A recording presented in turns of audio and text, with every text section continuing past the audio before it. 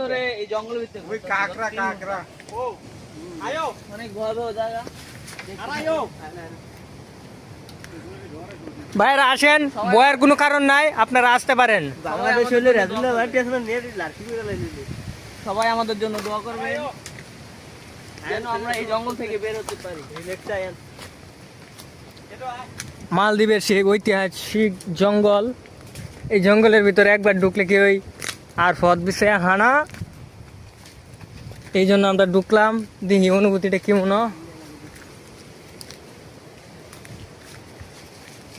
এই ভয়াবহ জঙ্গল এইরকম জঙ্গলে ঘোরার মজাই আলাদা।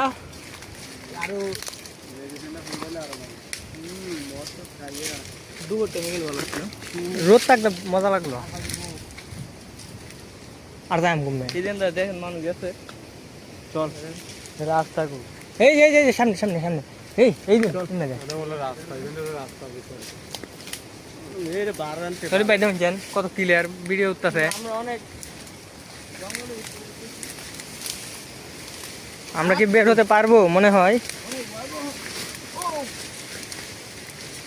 এই ডাব ডাব কোনাটা আছে দেখ ডাবের সরি অনেক ডাব ঠিকটা ঠিক না কিরে এই এই এই না যাওয়া লাগবে। আমি বললা টল্লা কামড়ারে বড় অনেক ভয়াবহ জায়গার মধ্যে আছে। জঙ্গল আইলে অনেক ভিড়, রাস্তা ছাড়া আড়ক জানা। সাগরের সাইডে যান, সাগরের সাইডে, সাগরের সাইডে যাই। আটলান্টিক মহাসাগরটা সাইড দিয়ে গিয়ে বাল। আরে একটা ভাই না রাস্তা বাড়ি দিতালাম মধ্যে। এই যে সামনে সুরঙ্গ আছে। ভয়াবহ জায়গা।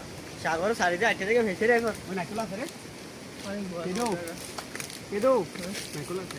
ভয়াবহ জায়গার মধ্যে আমরা আছি। এই ডাবেরে কিটা কিটা ডাব।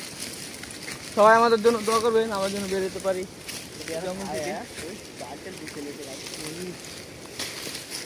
সব অন্ধকার। এখন কমে যায় অন্ধকার হয়ে এখন তো আর যাওয়া জায়গা নাই।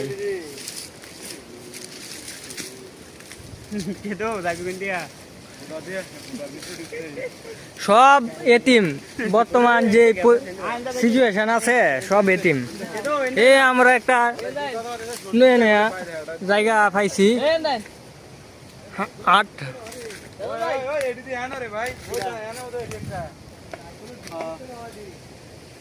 আয়ো আয়ো আটা আটা চলো